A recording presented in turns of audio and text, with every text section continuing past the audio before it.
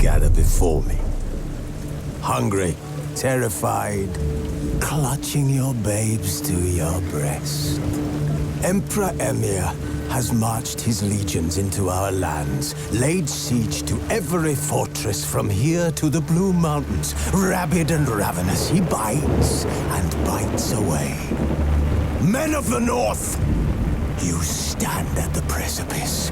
Your kings have failed you, so now you turn to the gods.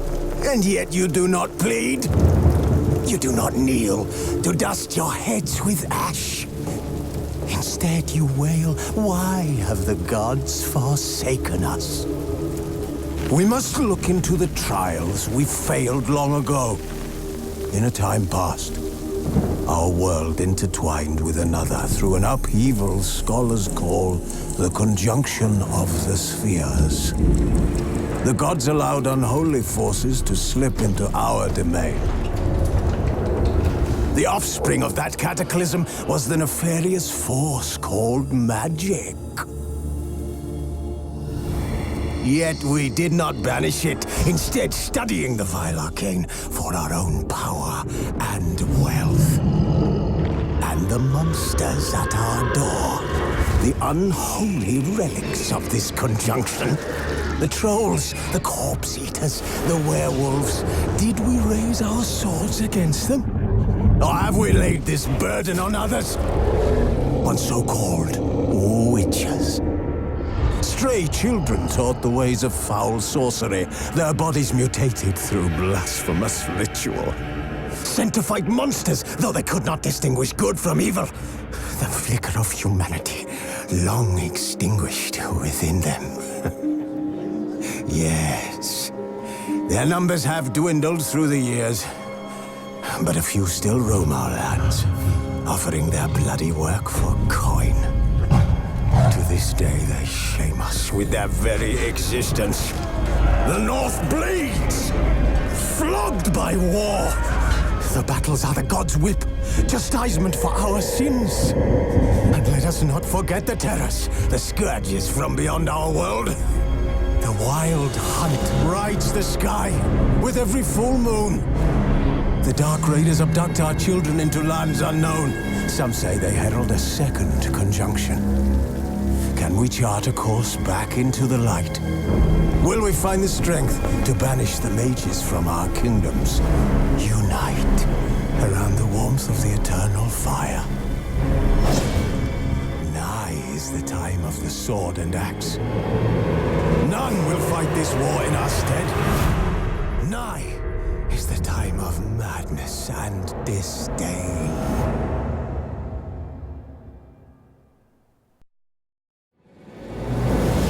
As Yennefer of Vengerberg told it, there had been a magic explosion in Skellige. Related to Ciri's reappearance, it had destroyed a vast swath of forest. Geralt set out for the Isles to join the sorcerers and seek further clues of Ciri's whereabouts. The druid Ermion, however, had no intention of letting Yennefer examine the woods, so Geralt and Yen sought out Jarl Krakon Krekt, who helped break down the druid's resolve.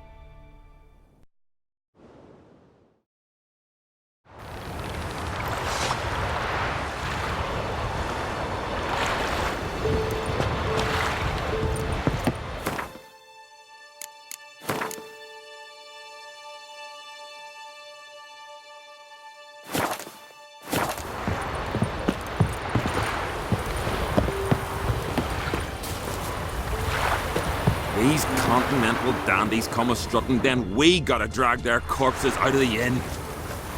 Clumsy sot.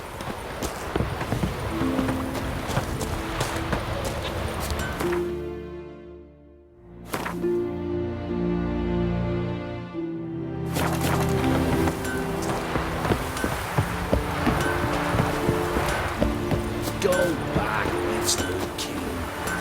Feeling any better? Sarah's dropped in for a visit. It's an honor to host Untate's daughter. Lump liver? For a reason? Or just a visit? I don't know. Greetings. Ha!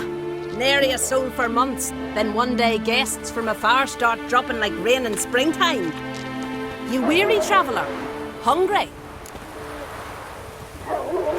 Looking for Ceres, Jarl on Crate's daughter. Ah, you found her. Or near to. Lass was just here. Know where she might have gone? Took an interest in our Jarl. Asked about his childhood. So I told her to see Big Thora and Eirik. Who are Bergthora and Eirik? Years ago, Eirik was close with the old Jarl. Was the Jarl that helped him win Big Thora's hand. They lived toward the east end of the village. Take care. Bless you. And my blessings to Ceres when you see her. You're type a mile away. Now here's a manly one. Not like the Sorry to interrupt. You need something? Come, let's have a pint and a chat. Thanks, but I'm short on time. Looking for a girl named Ceres. Crachan Crate's daughter. She was here, but I've not seen her a while. Take care.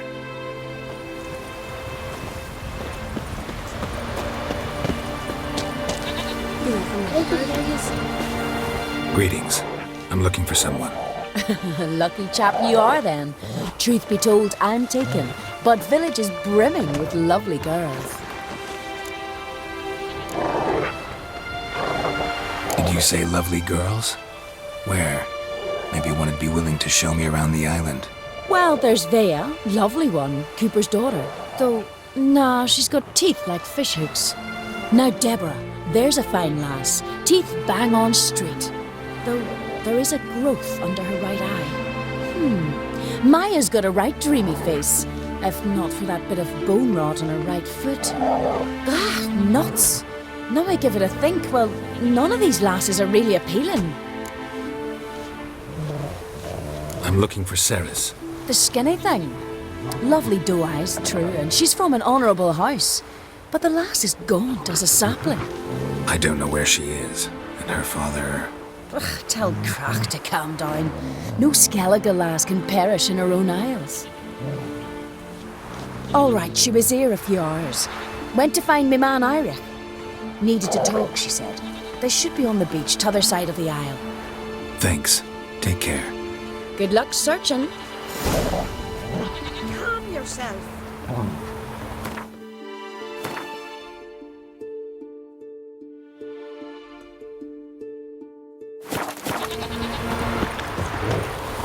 Well, my dad's off fighting the black ones.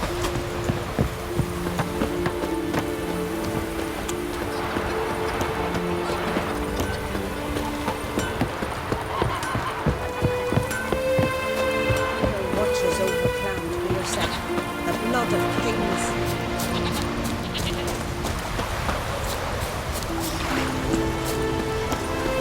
You're looking ill. That's Nurse Sundeed at the tavern.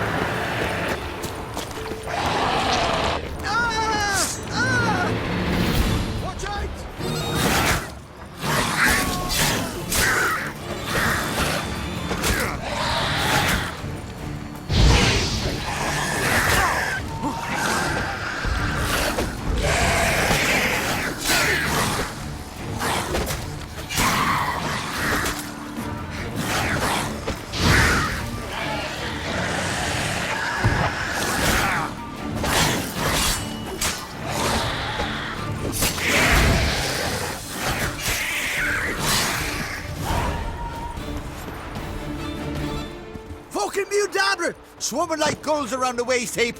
Ah, be sure we showed them. We seem to remember you sitting on that rock crying for help. Ah, but if not for me warning, you'd be herring bait about now. And if not for me, you'd have sat on that rock till you died and rotted. For the love of Freya, all right. Have it your way. You saved me, now what? What, need I march around the country singing in your praises? No, just tell me where to find Ceres. Must be daft. You helped me with the sea devils, but that don't mean I'm willing to gossip about Uncrate's daughter.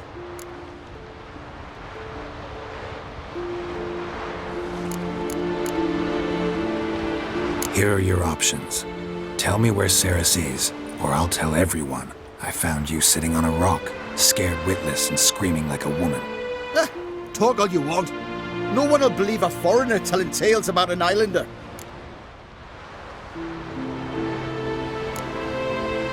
Think for a minute. If not for the Jarl, would I know to look for her here? Ah, right. So it's like the Jarl himself sent you. Should have said so at the start. She asked about our Jarl and his family. Went to Odeldrick's old family home. Yonder on the hill. Thanks. Farewell.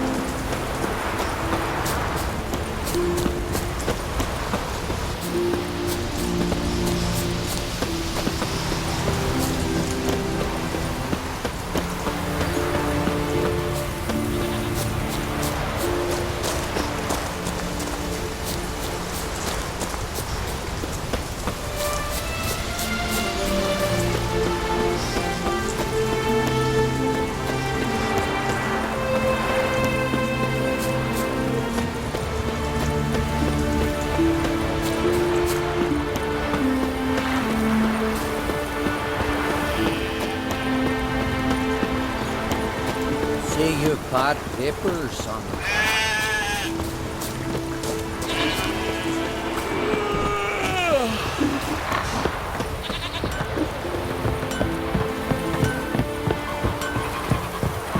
I recognize your type a mile away.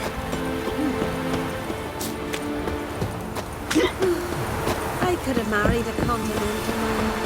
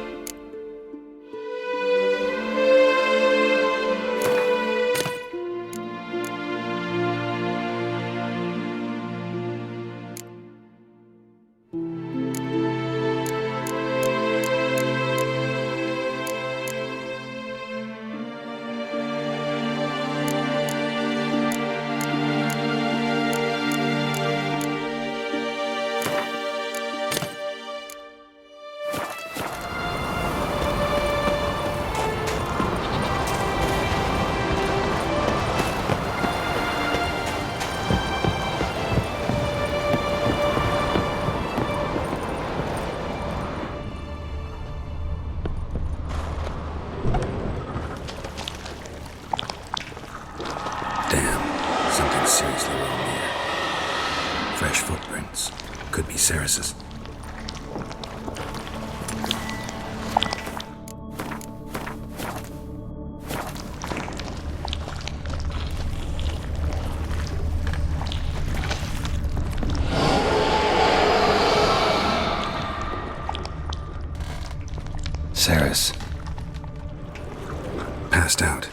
get her out of here.